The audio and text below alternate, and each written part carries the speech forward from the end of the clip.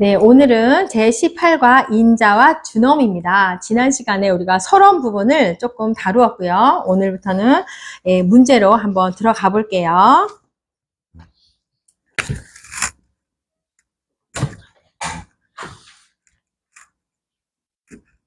인자와 준엄.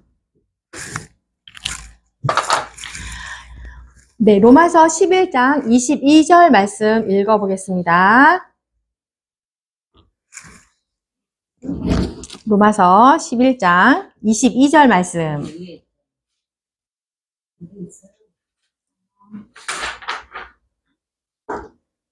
그러므로 하나님의 인자하심과 준엄하심을 따라 보라.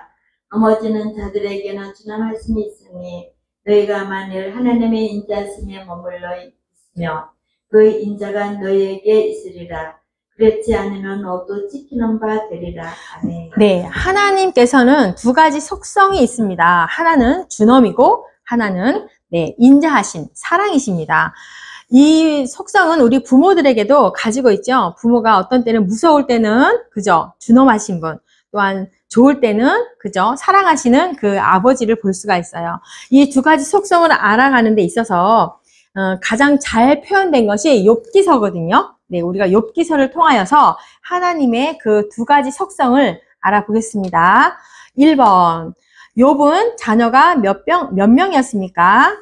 1장 2절. 그에게 아들 7과 딸 3이 태어나니라. 네, 그래서 10명이 있었어요. 욥의 자녀가 10명. 네, 2번, 짐승은 각각 몇이었는가? 3절 말씀. 그의 소유물은 양이 7,000마리요, 낙타가 3,000마리요, 소가 500결이요, 암나귀가 500마리며 종도 많이 있었으니 이 사람은 동방산 중에 가장 훌륭한 자라. 네, 이 소유물이 굉장히 많았어요. 그러니까 욥이 굉장히 부자였던 거죠. 예. 자, 3번. 욥은 동방 사람 중에 어떤 사람이었는가? 우리가 끝부분에 읽었죠? 동방 사람 중에 가장 훌륭한 자라. 네, 욥은요, 굉장히 훌륭하다라고 이 동방 지역에서 손이 꼽혔던 그런 훌륭한 사람이었죠. 4번. 욥은 자녀의 생일 때마다 어떻게 했는가? 4절과 5절. 그의 아들들이 자기 생일에 각각 자기의 집에서 잔치를 베푸고 그의 누이 3명도 청하여 함께 먹고 마시더라.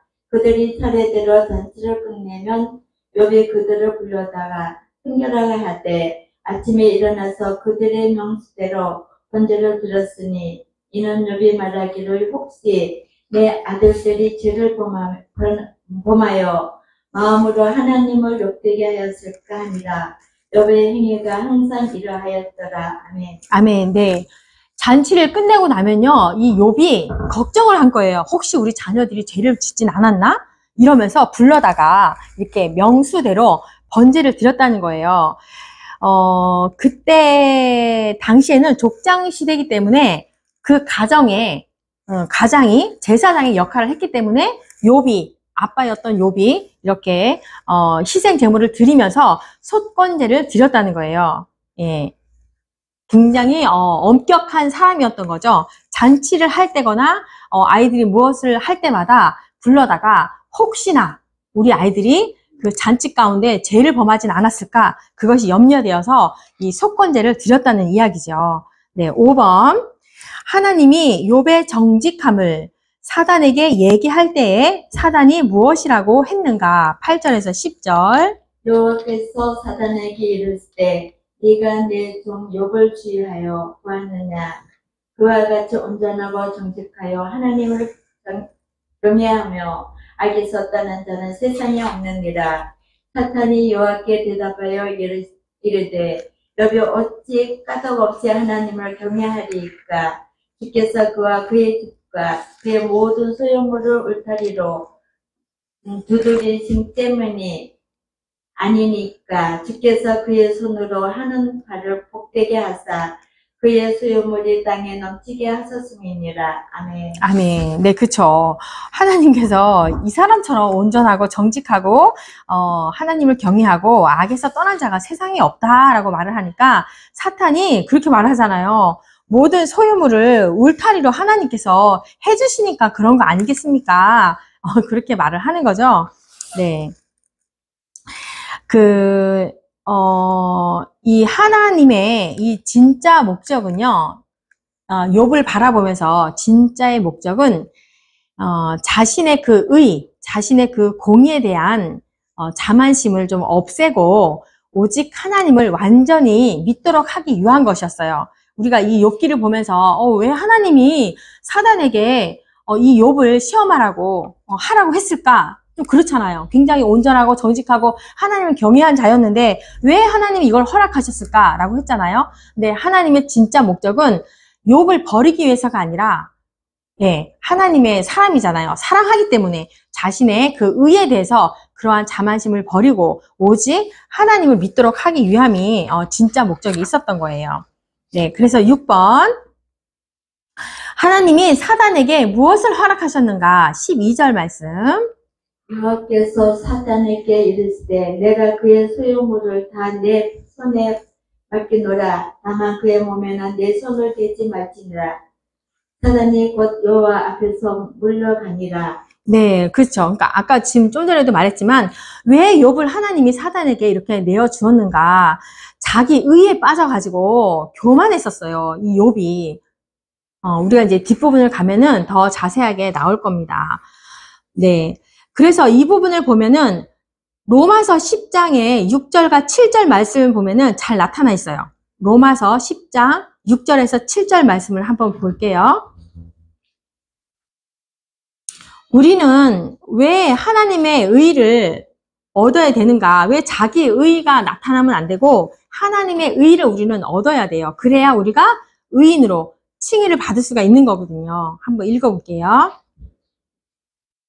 믿음으로 말미암는 의는 이같이 말하되 네 마음에 누가 하늘에 올라가겠느냐 하지 말라니 올라가겠느냐 하면 그리스도를 모서 내리려는 것이요. 네. 우리는 하나님의 의를 얻기 위해서는 예수 그리스도를 믿는 믿음으로 말미암는 의여야 되는 거예요. 그래서 반드시 하나님의 의를 얻기 위해서는 예수 그리스도를 믿어야 하는데, 그래서 사도 바울은요, 이러한 일들을 어려운 일이 아니다라고 이렇게 말을 해요. 그거는 절대 어려운 일이 아니야 라고 말을 하면서 바울은 신명기 30장에 11절과 14절의 말씀을 인용을 하면서 그리스도를 믿기 위해서는 우리가 하늘로 올라가거나 무정갱이로 내려갈 필요 없이 오직 우리 가까이에 있는 말씀, 복음만을 믿기만 하면 된다라고 이렇게 이제 바울은 결코 어려운 일이 아니다라고 이렇게 말을 하고 있었습니다. 그러니까 이 욥은 왜 그러느냐? 자기 의에 빠져서 교만하기 때문에 하나님이 이렇게 내어주게 되었던 것입니다. 네, 7번 볼게요. 그래서 첫 번째 재앙은 어떤 것들이었는가? 13절에서 15절 말씀이요. 읽어볼게요. 하루는 욥의 자녀들이 그 맏아들의 집에서 음식을 먹으며 포도주를 마실 때에 사환이 욥에게 와서 아뢰되 소는 밭을 갈고 나귀는 그 곁에서 풀을 먹는데 스바 사람이 갑자기 이르러 그것들을 빼앗고 칼로 종들을 죽었나이다. 나만 홀로 피었으므로 주인에게 아래로 왔나이다. 네, 그래서 이제 첫 번째 재앙이 이제 시작됩니다. 칼로 빼앗고 종을 죽이고 이러한 일들이 있었는데 처음에 이제 스바 사람이잖아요. 그러니까 유목민들이었는데 약탈로 인하여서 굉장히 잔인했던 사람들이에요. 스바 사람도 그렇고 두 번째 재앙 두 번째 재앙 말고 세 번째 재앙도 보면은 갈대아 사람들도 마찬가지로 이 약탈자로 굉장히 유명한 사람들에게 이렇게 이제 욥이 재앙을 받게 된 거죠. 네, 여덟 번째 볼게요. 두 번째 재앙은 16절 말씀. 그가 아직 말하는 동안에 또 한 사람이 와서 아뢰되 하나님의 불이 하늘에서 떨어져서 양과 종들을 살라 버렸나이다. 나만 홀로 피었으므로 주인에게 아래로 왔나이다. 네, 두 번째 재앙은 하나님의 불이 떨어져서 하나님도 그죠? 하나님의 주권 하에, 하나님의 용인 하에 이 자연 현상들로 인하여서 이렇게 거칠게 재앙을 주신 거죠. 예. 그리고 세 번째 재앙을 볼게요. 17절, 그가 아직 말하는 동안에 또 한 사람이 와서 아뢰되 갈대아 사람이 새 무리를 지어 갑자기 낙타에게 달려들어 그것을 빼앗으며 칼로 동들을 죽였나이다. 네, 나만 홀로 피했으므로 음. 주인에게 아래로 왔나이다. 네, 그러니까 계속 약탈자에게 이렇게 재앙을 당하고 있습니다. 네 번째 재앙은 18절에서 19절. 그가 아직 말하는 동안에 또 한 사람이 와서 아뢰되 주인이 자녀들이 그들의 맏형의 집에서 음식을 먹으며 포도주를 마시는데 거친들에서 큰 바람이 와서 집 내 모퉁이를 치며 그 청년들 위에 무너짐으로 그들이 죽었나이다. 나만 홀로 피었으므로 주인에게 아래로 왔나이다 하니라. 네, 이것도 마찬가지로 큰 바람이 와서, 네, 하나님께서 이 자연을 이용하여서 또한 네 번째 재앙까지 이렇게 욥에게 임하게 되었죠. 네, 11번. 욥은 재앙을 만났을 때 무엇이라고 했습니까? 20절에서 21절 말씀. 욥이 일어나 겉옷을 찢고 머리털을 밀고 땅에 엎드려 예배하며 이르되 내가 못해서 알몸으로 나온즉 또한 알몸이 그리로 가올지라. 주신이도 여호와시요 겉옷이니도 여호와시오니 여호와의 이름이 천성을 받으실지이다 하고. 네, 아멘. 이제 겉옷을 찢는 것은 이제 우리가 다 알지만 이스라엘 그때 당시에는 겉옷 찢는 건 굉장히 슬픔을 표현한 거잖아요. 머리털도 밀고 땅에 엎드리고 이러한 표현들은 굉장히 내가 고통스럽고 슬픔을 표현하는 아주 굉장한 슬픔을 표현하는 그런 표현이었어요. 그러면서 이제 그런 말을 하죠. 주신 자도 여호와시고 거두시니도 여호와시니라고 하는데 오직 하나님의 주권적인 것을 이 욥은 알았다는 거예요. 네, 그래서 그런 엎드려서 했다는 거죠. 그래서 욥은 사단의 시험을 통해서 재산, 육축, 자녀들까지 모두 잃어버리고 말았어요. 그러면서 그런 말을 하면서 주신 자도 여호와시요 취하시는 자도 여호와라라고 하면서 하나님을 찬송하죠. 그래서 사단은 욥이 하나님을 원망하지도 않았어요. 그때 당시도 원망하지 않으니까 하나님이 욥의 몸을 치면 이제 사단이 그렇게 말을 하는 거죠. 욥의 몸을 치면은 하나님을 원망하게 될 겁니다. 또 사단이 이제 그렇게 하나님께 그런 말을 하는 거죠. 12번 볼게요. 사단이 욥의 몸을 치면 주를 욕한다고 할 때 하나님은 무엇이라고 했습니까? 2장 6절. 여호와께서 사탄에게 이르시되 내가 그를 네 손에 맡기노라. 다만 그의 생명은 해하지 말지니라. 네, 마찬가지로 하나님이 생명만은 건들지 말고 그래 해봐라고 이제 사단에게 이렇게 또 허락을 합니다. 그것은 정말 미워서가 아니라 진짜는 욥이 너무 자기 의에 빠져 있으니까 나를 제대로 알라고 나에게 돌아오라라는 그런 목적이 있기 때문에 이렇게 내어준 거죠.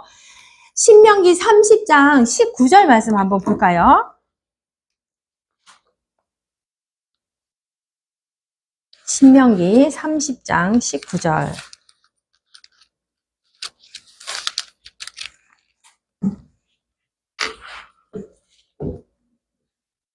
내가 오늘 하늘과 땅을 불러 너희에게 증거를 삼노라. 내가 생명과 사망과 복과 저주를 네 앞에 두었은즉 너와 네 자손이 살기 위하여 생명을 택했고. 네, 내 하나님 여호와를 사랑하고 그의 말씀을 청정하며 또 그를 의지하라. 그는 내 생명이시요 내 장수이시니 여호와께서 내 조상 아브라함과 이삭과 야곱에게 주리라고 맹세하신 땅에 내가 거주하리라. 네, 하나님께서는 이렇게 생명, 사망, 복, 저주, 생사하복을 주관하시는 분이잖아요. 네네, 그렇기 때문에 생명만은 건들지 마라 라고 이제 사단에게 그렇게 말을 하면서 또 보면은 이사야서 45장 7절을 한번 볼게요. 이사야서 45장 7절. 나는 빛도 짓고 어둠도 창조하며 나는 평안도 짓고 환란도 창조하나니 나는 여호와라. 이 모든 일들을 행하는 자니라 하였노라. 네, 네, 사랑의 하나님이잖아요. 근데 그 사랑의 하나님이 왜 어둠도 창조하시고 뭐죠? 환란도 창조하시고, 왜 이런 어둠이잖아. 어둠과 환란은 힘든 거잖아요. 왜 사랑의 하나님이 이것을 창조하셨는가? 우리 이제 아까 초반에 말한 것처럼 우리 하나님은 두 가지 속성이 있다고 했어요. 그러니까 우리 사랑하는 부모님에게도 하나님의 이 이미지를 발견할 수 있잖아요. 우리 무서울 때는 우리 부모도 매도 때리고 혼내잖아요. 그래서 부모는 자식들을 정성껏 돌보기 위해서 사랑을 하지만 또한 자식이 올바른 길로 갈 수 있도록 또 순종의 길을 잘 갈 수 있도록 이렇게 매를 들기도 한다는 거예요. 그러니까 마찬가지로 하나님에 의해서도 만들어진 이 어둠과 환란은 마찬가지로 이스라엘 백성들의 바벨론 포로 생활을 이렇게 알 수가 있는데요. 그쵸? 처음에 이스라엘이 멸망하면서 바벨론 포로로 이렇게 가게 되잖아요. 그 이스라엘 백성이 다 흩어지면서 그 포로 생활을 알 수가 있는데 어둠과 환란을 보면서 그래서 이제 그것은 하나님의 가르침을 위해서 나를 제대로 알아라. 다시 돌아오기를 원하는 그러한 소원의 마음이었죠. 그리고 제약의 길에서 돌이켜서 올바른 순종의 길을 걷도록 사랑의 매를 드신 거예요. 그리고 13번 욥이 병들었을 때 욥의 아내는 어떻게 했습니까? 2장 9절 말씀. 그의 아내가 그에게 이르되 당신이 그래도 자기의 온전함을 굳게 지키느냐 하나님을 욕하고 죽으라. 아멘. 네, 욥의 아내가 맨날 너의 온전함만 그렇게 지키느냐? 하나님을 너가 그렇게 아무리 온전하게 지켜도 안 도와주지 않느냐? 하나님을 욕하고 죽으라 이러면서 사실은 이제 하나님의 불공평하신 하나님을 이렇게 부정적으로 욥의 아내가 말을 한 거죠. 14번 욥이 병이 나자 새 친구가 찾아왔습니다. 그 새 친구의 이름이 11절에 있습니다. 그때 욥의 친구 세 사람이 이 모든 재앙이 그에게 내렸다 함을 듣고 각각 자기 지역에서부터 이르렀으니 곧 대만 사람 엘리바스와 수아 사람 빌단과 나아마 사람 소발이라. 그들의 욥을 인연하고 유려하여 서로 약속하고 오더니. 네, 새 친구가 이렇게 왔어요. 새 친구들이 당시에는요, 좀 지혜로웠대요. 지혜로운 자로 또 유명을 했고, 이 욥하고 이 대화 속을 보면은 그저 인간의 그런 본성에 대한 또한 상당한 지식을 갖고 있었던 그런 대화인 거를 볼 수가 있어요. 네, 15번. 친구들이 며칠 동안 욥을 위해서 탄식했는가? 12절, 13절. 눈을 들어 멀리 보매 그가 욥인 줄 알기 어렵게 되었으므로 그들이 일제히 소리 질러 울며 각각 자기의 겉옷을 찢고 하늘을 향하여 티끌을 날려 자기 머리에 뿌리고 밤낮 7일 동안 그와 함께 땅에 앉았으나 욥의 고통이 심함을 보므로 그에게 한마디도 말하는 자가 없었더라. 네, 7일 동안 같이 있어줬어요. 네, 슬픔을 나눠줬죠. 이스라엘 백성들도요, 이렇게 슬픔을 같이 나누는 시간, 죽은 자를 위한 통곡의 그 기간이 7일이었대요. 그래서 7일 동안 이렇게 함께 보내는 것이 상례였다라고 합니다. 네, 16번.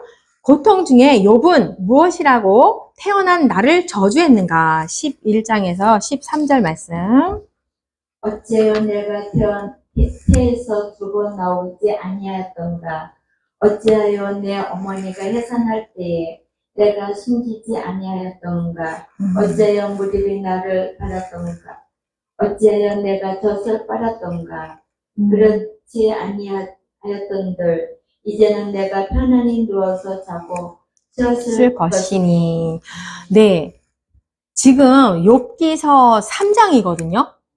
욥기서 42장 중에 지금 초반 부분인데, 그쵸? 우리가 1장 1절에 말한 온전, 정직, 하나님을 경외 이렇게 말을 했는데 지금 많이 지나지도 않았어요. 3장 부분에 벌써 내가 태어나지 않았으면 라고 말을 한다는 거예요. 어떻게 보면은 이게 잘 보면 지금 오늘날에도 보면은 이게 뭐라 그러죠? 못된 자녀들 보면 부모에게 막 이런 말 하는 뉴스 같은 데 보면 그런 거 나오지 않나요? 그쵸? 이거는 부모를 욕하는 것이고, 그죠? 하나님을 어떻게 보면 욕하는 거예요. 굉장히 자기 의에 빠져가지고 나는 이렇게 살았는데 나를 왜 이렇게 차라리 내가 태어나지 않았으면 이렇게 원망스러운 말을 하는 거예요. 그러니까 자기 의에 빠졌던 사람이기 때문에 이랬다는 거예요. 근데 우리 하나님의 사람은 어때요? 어떠한 고통스러운 삶일지라도 그것을 통하여서 잠시는 우리가 고통스러울 수 있어요. 그러나 우리 믿는 자들은 그 삶일지라도 그것을 통하여서 하나님의 계획하심과 영광을 우리가 바라볼 수 있어야 되는 거예요. 그쵸? 근데 그래서 모든 삶은 우리가 태어나면서부터 죽기 그 순간까지 모든 삶이 하나님께서 주신 선물이기 때문에 우리는 그러한 삶을 살아야 되는데 욥은 3장부터 벌써 이렇게 탓을 하기 시작을 합니다. 그러니까 의인이 아니었다라는 것을 볼 수가 있는 거예요. 17번 욥은 죽은 후에 인생을 논하면서 임금이나 부자나 낙태한 아이가 차별이 있다고 했습니까? 없다고 했습니까? 13절, 16절.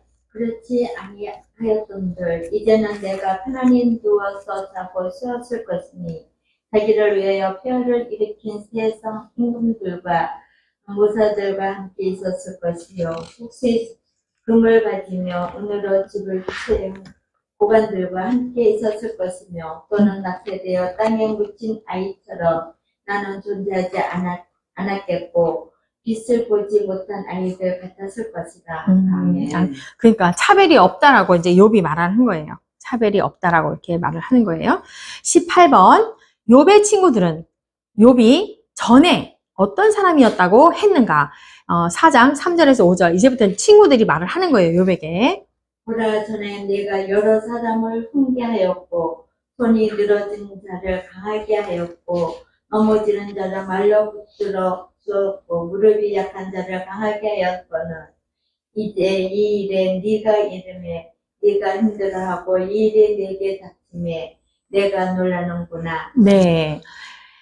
욥이 예전에 이렇게 했다는 거예요. 많은 사람들을 훈계하고 또한 쓰러져 있는 사람들을 권면하고 아픈 자들을 도와주고 그죠? 그러한 삶을 살았다는 거예요. 이제 말을 하는 거죠. 굉장히 공의를 실천했던 의로운 인물이라고 이렇게 말을 하는 거예요. 그래서 우리가 놀란다는 거.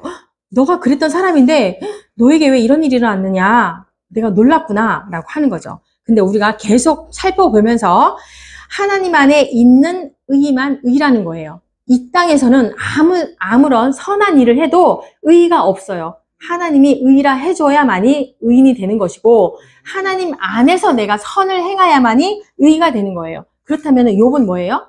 하나님 안에 의를 했던 게 아니라는 걸 이제 말해주고 있는 거죠. 19번 엘리바스는 욥에게 내 소망이 어디에 있다고 했습니까? 6절 말씀. 네 경외함이 네 자랑이 아니냐 네 소망이 네 온전한 길이 아니냐. 네, 그러니까 내 경외함이 너 자랑 아니었느냐? 하나님을 경외하는 것이 흠없는 생활하는 것으로 의지했다는 거예요. 이 욥은 내가 흠이 없이 이렇게 이 땅에서 의롭게 살면 하나님이 날 봐주겠지? 라고 했다라는 거죠. 그러면서 남에게 보이기 위함이었다는 거예요. 바리새인과 같은 그러한 모습이었다는 거예요. 20번 욥의 친구 엘리바스는 무슨 음성을 들었다고 하였습니까? 12절에서 18절. 어떤 말씀이 내게 가만히 이르고 그 가느다란 소리가 내 귀에 들렸었나니 사람이 깊이 잠든 중 내가 그 밤에 본 환상으로 말미암아 생각이 번거로울 때에 두려움과 떨림이 내게 이르러서 모든 뼈마디가 흔들렸느니라. 그때 영이 내 앞으로 지나매 내 몸에 털이 뚝뚝하였느니라. 그 영이 서 있는데 나는 형상을 알아보지 못하여도 오직 한 현상이 내 눈앞에 있었느니라. 그때 내가 조용한 중에 한 목소리를 들으니 사람이 어찌 하나님보다 어렵겠느냐. 사람이 어찌 그 창조하신 이보다 깨끗하겠느냐. 하나님은 그의 종이라 그대로 믿지 아니하시며 그의 천사도 밀어놨다 하시나니. 네, 엘리바스의 이야기를 들으면 다 맞는 말을 한 것 같죠? 그죠? 어떻게 사람이 하나님보다 의롭다고 하느냐, 창조하신 이보다 깨끗한 이가 없지 않느냐, 이렇게 바른 말을 하는 것 같아요. 근데 이제 무슨 음성을 들었다고 했더니 가만히 이르러 간단한 소리가 내 귀에 들렸고 내 몸에 털이 쭈뼛하였더라. 이런 걸 보니까 지금 오늘날에를 보면 약간 영성을 했던 그런 분인 것 같아요. 근데 그런 것 같아요. 그죠? 21번 볼게요. 엘리바스는 하나님이 어떤 일들을 행하신다고 하였습니까? 5장 9절, 12절. 하나님은 헤아릴 수 없이 큰 일을 행하시며 기이한 일을 셀 수 없이 행하시나니 비를 땅에 내리시고 물을 밭에 보내시며 낮은 자를 높이 드시고 애곡하는 자를 일으키시다 구원에 이르게 하시느니라. 하나님의 교활한 자의 기교를 꺾으사 그들의 손이 성공하지 못하게 하시며. 아멘. 왠지 하나님의 능력을 말하는 거 제대로 말하고 있는 것 같아요. 그쵸? 하나님은 이런 분이야 라고 제대로 말하고 있는 것 같아요.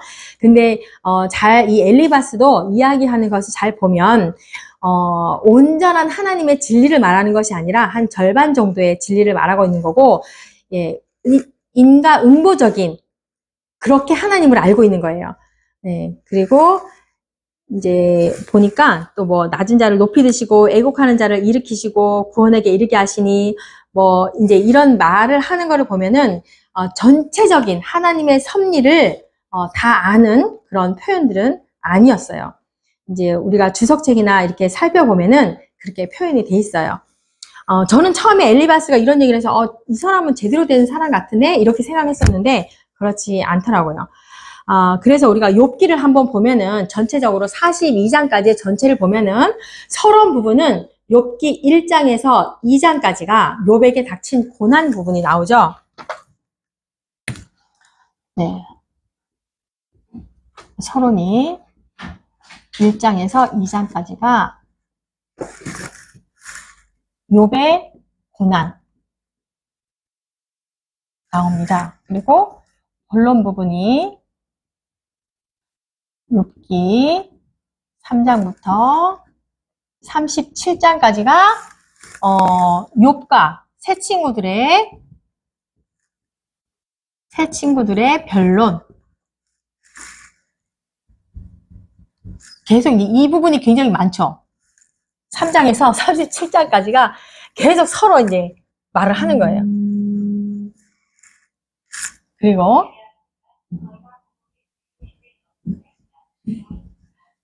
38장부터 41장까지가 하나님의 책망. 이제 계속 욥에게 말을 하는 거예요. 그 다음에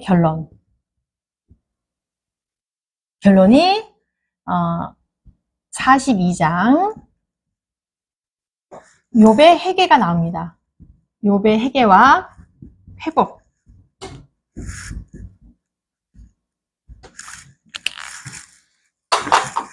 이거를 봤을 때 그죠? 욥의 회개는 42장의 뒷부분만 나와요. 굉장히 이때까지는 욥이 굉장히 자기 의의를 계속 변론했던 사람이에요. 엄청난 사람이죠.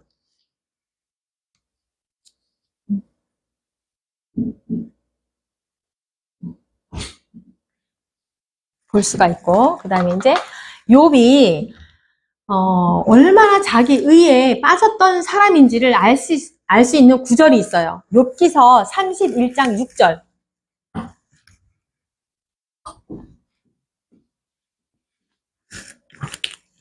욥이 얼마나 자기 의에 빠졌던 사람인지를 우리가 보면 알 수 있어요. 참 이상하지 않아요? 그죠? 욥기 1장 1절부터 이미 온전 정직을 말했는데 31장, 40장까지도 자기 의에 빠져가지고 있었던 사람이라는 것을 잘 표현해주고 있어요. 31장 6절을 보면 하나님께서 나를 공포하는 저울에 달아보시고 그가 내 온전함을 아시기를 바라노라. 그쵸?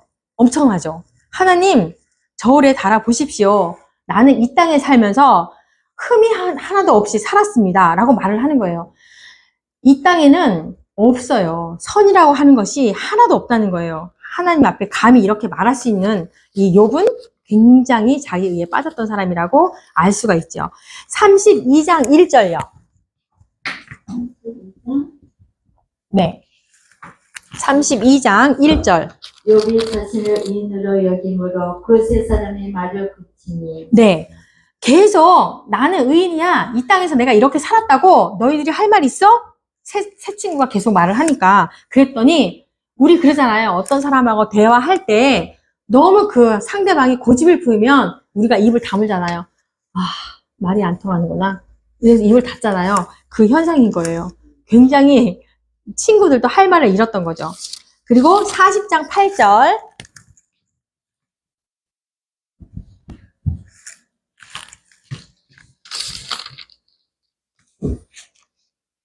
내가 네 공의를 부인하려느냐, 네 의를 세우려고 나를 악하다 하겠느냐. 네, 이것이 이제 하나님이 욥에게 말하는 거예요. 너는 계속 너의 의를 말하는데 그러면 나의 공의는 무시하는 거냐, 부인하느냐, 너의 의를 자꾸 나타내는데 그러면 너가 의면 나는 악이냐. 하나님이 욥에게 이렇게 말하는 거예요. 이 말씀 구절들을 봐도 욥은 굉장히 바르고 정직하고 구제 생활을 많이 하고 뭐 사람들을 권면하고 훈계하고 이런 일들을 많이 했지만 자기 의만 드러났던 거예요. 정말 자기가 깊이 하나님을 제대로 알고 그런 선을 행한 게 아니라는 거죠. 예, 이 구절만 봐도 굉장히 자기 의에 빠졌던 교만한 사람이었던 거예요. 하나님 앞에 교만이 제일 죄예요. 하나님 앞에 저는 죄인 아닙니다 말하는 거는 그죠? 말도 안 되는 거죠. 우리는 어떠한 일이 있어도 하나님 앞에 그 누구 앞에서도 네 그렇습니다. 저는 죄인이었습니다. 죄인입니다. 이렇게 겸손한 그게 진짜인 거죠.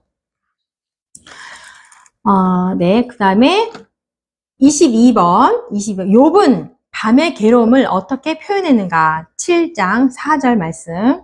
내가 누울 때면 말하기를 언제나 일어날까, 언제나 밤에 갈까며 그것까지 이 별이 부탁하는구나. 네, 괴로웠다는 거예요. 잠을 못 잤다. 예. 23번 욥은 인생의 날을 무엇에 비교했는가. 6절, 7절. 나의 날은 배틀의 북보다 빠르니 희망 없이 보내는구나. 내 생명이 한낱 바람 같음을 생각하소서. 나의 눈이 다시는 행복을 보지 못하리. 이것도 어떻게 보면 되게 교만한 그런 말이에요. 이게 배틀 아시죠? 저는 옛날에 우리 외할머니가 이걸 하셨었거든요. 근데 그 실 한 올이 왔다 갔다 하면 저게 언제 다 뭐가 만들어져? 막 이제 그랬잖아요. 근데 끝까지 그 할머니가 몇 시간 동안 이거를 계속 작업을 했을 때 어떤 작품이 완성이 되잖아요. 그거 놀랍지 않아요? 배틀 이거 짜는 거 이렇게 하면서 그랬어요? 어떤 그림이 막 완성되고 어떤 이제 이 작품이 딱 완성이 될 때 이거구나. 근데 한 올 한 올이 갈 때는 저게 언제 뭐가 되겠어? 막 이런 생각을 했었는데 그렇다는 거예요. 이 얼마나 욥이 이제 그렇게 표현을 한 거예요. 배틀의 북보다 빠르니 나는 희망이 없어 보인다. 이제 이렇게 말을 하는 거죠. 그러니까 우리가 살아가는 이 인생이 빠르게 지나가는 것 같고, 뭐, 늦던 빠르던 이 인생 가운데 목적 없이 왔다 갔다 하는 그런 것이 아니라는 거예요. 하나님이 나를 택하셨고, 만드셨고, 하나님이 이 땅 가운데 나를 이렇게 보내신 것은 목적이 있으니까, 그 하늘을 보면서, 그 소망을 보면서 끝까지 가면은 그 작품이 하나 만들어지시지, 그 목적으로 우리가 갈 수 있다는 거죠. 근데 욥은 그랬다는 거예요. 나는 도저히 희망이 없어 보인다. 다시는 내가 행복을 보지 못하겠구나. 이렇게 이제 표현을 하니, 어찌 보면, 하나님이 이 세상을 창조하시고, 너를 만드셨고, 그것 또한 무시한 발언이라고 말할 수가 있죠.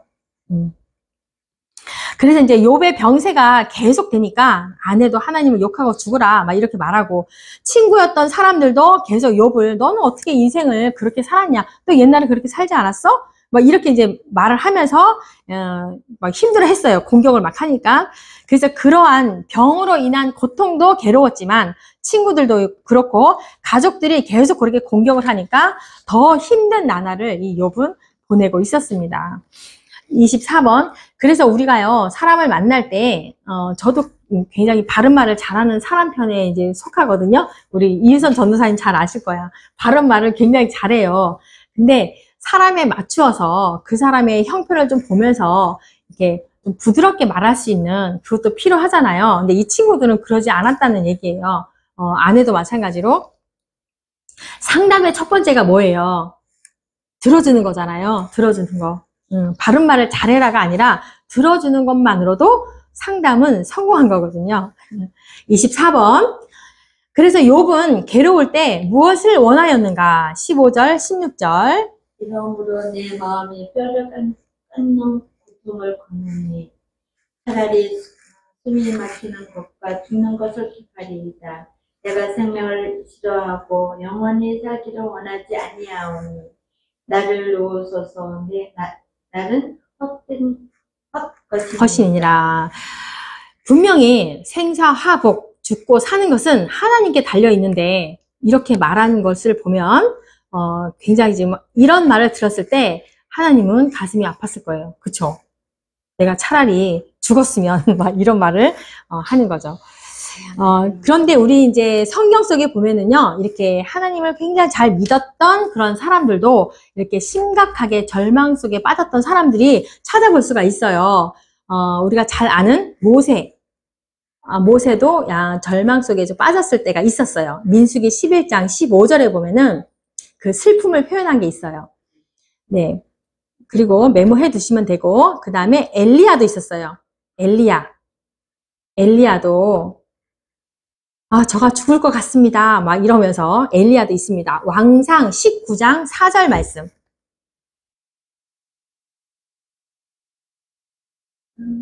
왕상 19장 4절 말씀 메모해 두시고, 또 예레미야도 있었어요. 예레미야서 20장 14절. 이 세 사람도 이렇게 좀 심각한 절망 속에 빠졌을 때가 있었어요. 그러나 다 하나님이 다 위로하시고 해결을 해 주시죠. 25번. 네, 욥은 하나님이 인간을 어떻게 하시는 분으로 묘사했습니까? 17절, 19절. 사람이 무엇이기에 주께서 그를 크게 만드사 그에게 마음을 두시고 아침마다 권징하시며 순간마다 단련하시나이까. 주께서 내게서 눈을 돌이키지 아니하시며 내가 짐을 삼킬 동안도 나를 놓지 아니하시기를 어느 때까지 하시리까. 네, 욥은 굉장히 하나님은 아침마다 나를 이렇게 감찰하시고 너 뭘 잘못하냐? 이걸 못하는 거예요. 권징할 것만 찾는다는 거예요. 이게 말이 안 되죠. 욥은 하나님을 그렇게 알았다는 거예요. 그리고 침을 삼킬 동안에도 나를 놓지 않고 하나님은 나를 계속 보고 있다는 거예요. 얼마나 무서운 이야기예요. 그쵸? 욥기서 3장 25절에 보니까 욥기서 3장 25절에 보니까 내가 두려워하는 그것이 내게 임하고 내가 무서워하는 그것이 내 몸에 미쳤구나. 이렇게 욥은요, 하나님을 굉장히 두렵고 무서운 사람으로 알았다는 거예요. 그래서 이제 요한 1서도 한번 볼까요? 요한 1서 4장 18절. 요한 1서 4장 18절에서 19절 말씀 볼게요. 사랑 안에는 두려움이 없고 온전한 사랑이 두려움을 내쫓나니 두려움에는 형벌이 있음이라. 두려워하는 자는 사랑 안에서 온전히 이루지 못하였느니라. 우리가 사랑함은 그가 먼저 우리를 사랑하셨음이니라. 아멘. 그러니까 사랑 안에 있으면 두렵지 않아요. 물론 혼나긴 하지만 네, 두렵지는 않다는 거예요. 근데 두려움이 있다는 것은 하나님을 사랑의 하나님이 아닌 무서운 하나님으로 내가 스스로 열심히 하고 하나님을 경외하는 척하고 이 땅 가운데 내가 의의를 내가 많이 세우면은 하나님이 그냥 나를 봐주시겠지. 그런 하나님으로만 알고 있었다는 거예요. 근데 이렇게 두려움이 있다는 것은 하나님을 제대로 몰랐다는 거예요. 근데 이 19절에 한번 보세요. 우리가 사랑함은 그가 먼저 우리를 사랑하셨다고 했어요. 하나님이 먼저 우리를 사랑하였는데 자기가 두려운 하나님으로 이미 알고 이렇게 말을 했다는 거예요. 욥기서 7장에 이런 말을 했어요. 하나님은 아주 그냥 내가 침 삼키는 동안에도 나를 지켜보시고 혼내려고 지켜보신다. 이렇게 바라보는 거죠. 엄청난 무서운 이야기예요. 26번. 욥은 하나님이 자기를 어떻게 한다고 생각했는가? 20절에서 21절. 사람을 감찰하시는 이여 내가 범죄하였던들 주께 무슨 해가 되오리까 어찌하여 나도 당신의 관역으로 삼으셔서 내게 무거운 짐이 되게 하셨나이까 주께서 어찌하여 내 허물을 사하여 주지 아니하시며 내 죄악을 제거하여 버리지 아니하시나이까 내가 이제 흙에 누우리니 주께서 나를 애써 찾으실지라도 내가 남아있지 아니하리이다. 네. 관역 아시죠? 관역.